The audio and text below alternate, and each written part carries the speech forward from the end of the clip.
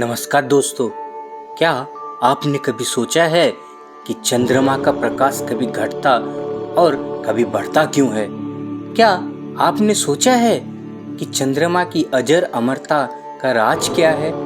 आज हम आपको सुनाने जा रहे हैं चंद्रमा पर भगवान शिव की कृपा की वो पौराणिक कथा जिसने चंद्रमा को श्राप मुक्त किया और उन्हें अमरता प्रदान की।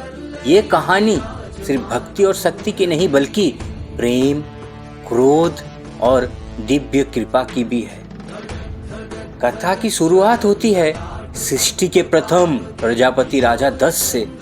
राजा दक्ष ने अपनी 27 कन्याओं का विवाह चंद्रमा से किया।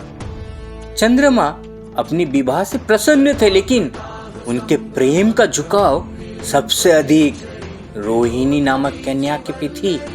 बाकी 26 कन्याओं को यह पक्षपात सहन नहीं हुआ और जब ये बात राजा दक्ष को पता चली तो उनके क्रोध का कोई सीमा नहीं रहा। राजा दक्ष ने चंद्रमा को समझाने की बहुत कोशिश की कि अपने सभी बीवियों को एक समान देखो, लेकिन चंद्रमा रोहिणी पर बहुत ज्यादा झुकाव रखे।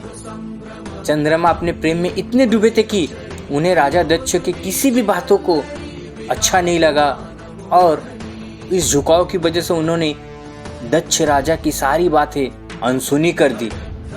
तब राजा दक्ष ने क्रोधित होकर चंद्रमा को भयंकर श्राप दिया और वो श्राप था, चंद्रमा आज से तुम्हारी चमक और प्रभाव खत्म हो जाएगा, तुम क्षय रोग से पीड़ित हो जाओगे और धीरे धीरे तुम्हारा तेज कम हो जाएगा। श्राप के प्रभाव से चंद्रमा की चमक मध्यम होने लगी, उनकी शक्ति, उनका तेज सब धीरे धीरे कम होने लगा। वे दिन प्रतिदिन कमजोर होते जा रहे थे। अब चंद्रमा देवता होते हुए भी श्राप से पीड़ित हो गए थे। अपनी इस परिस्थिति से पीड़ित होकर चंद्रमा भगवान ब्रह्मा की शरण में गए और उनसे इस श्राप से मुक्ति का उपाय पूछा। ब्रह्मा जी ने उन्हें सलाह दी कि उन्हें सोमनाथ की पवित्र भूमि पर जाकर भगवान शिव की कठोर तपस्या करनी चाहिए। केवल भगवान शिव ही उन्हें इस श्राप से मुक्त कर सकते हैं। चंद्रमा ने भगवान शिव की कठिन तपस्या करने का निश्चय किया। वे सोमनाथ की पवित्र भूमि पर गए, वहां पर शिवलिंग की स्थापना की और कठिन तपस्या में लीन हो गए। वर्षों तक उन्होंने काफी कठिन तपस्या की। वहां पे इतनी कठिन तपस्या की कि पूरे ब्रह्मांड में उसकी गूंज सुनाई देने लगी। भगवान शिव भी चंद्रमा की इस अनन्य भक्ति से प्रसन्न हुए। कई वर्षों के तपस्या के बाद भगवान शिव चंद्रमा के सामने प्रकट हुआ और कहा, हे चंद्र, तुमने मेरी आराधना से मुझे प्रसन्न किया है, मांगो तुम्हें कौन सा वर चाहिए। चंद्रमा ने भगवान शिव की प्रार्थना की, हे महादेव, मुझे राजा दक्ष के श्राप से मुक्त कर दीजिए, मेरी शक्ति और मेरे तेज को पुनः बहाल कर दीजिए। लेकिन भगवान शिव ने कहा, इस श्राप को पूरी तरह समाप्त करना मेरे लिए भी संभव नहीं है चंद्रमा, लेकिन तुमने मेरी भक्ति की, साधना की, तप किया, मैं तुम्हें आंशिक मुक्ति का वरदान देता हूँ। भगवान शिव ने कहा, तुम्हारा तेज हमेशा के लिए समाप्त नहीं होगा। एक पक्ष में तुम घटोगे और दूसरी पक्ष में बढ़ते जाओगे। शुक्ल पक्ष में तुम बढ़ते जाओगे और कृष्ण पक्ष में धीरे धीरे घटते जाओगे।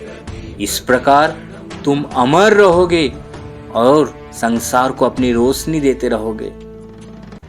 चंद्रमा शिव का धन्यवाद किया और उनकी महिमा का गुणगान किया। इस वरदान के बाद चंद्रमा का तेज और उनकी शक्ति पुनः लौट आई।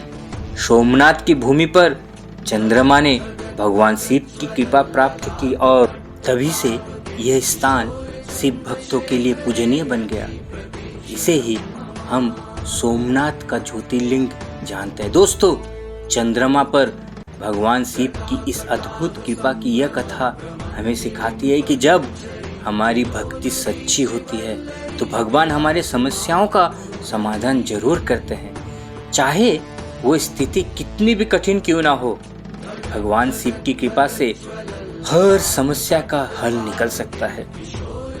अगर आपको ये कथा रोमांचक और ज्ञानवर्धक लगी हो तो हमारे चैनल को सब्सक्राइब करें, इस वीडियो को लाइक करें और शेयर करना ना भूलें। हर हर महादेव। धन्यवाद दोस्तों, हमारे साथ जुड़े रहें और ऐसे ही कथाओं को जानें। अगले वीडियो में फिर मिलते हैं। धन्यवाद।